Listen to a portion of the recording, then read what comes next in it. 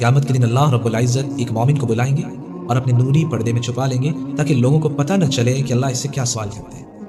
اللہ پوچھیں گے تعریف ذنب کذا، بندے جانتے ہو تم نے فلاں وقت زمین کے فلاں حصے میں یہ گناہ بھی کیا؟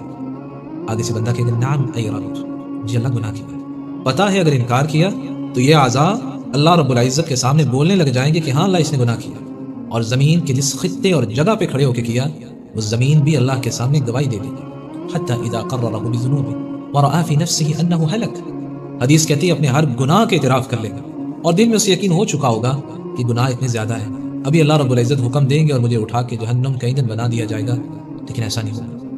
اللہ رب العزت فرمائیں گے سترتها عليك في الدنيا وانا اغفرها لك اليوم، بندے جاؤ جس طرح دنیا میں میں نے تمہارے گناہوں پہ پردہ ڈالے رکھا ہے اسی رحمت کے پردے کو باقی رکھتا ہوں، معاف کرتا ہوں، جاؤ جنت میں داخل ہو۔ ایسا کیوں ہوا ہے؟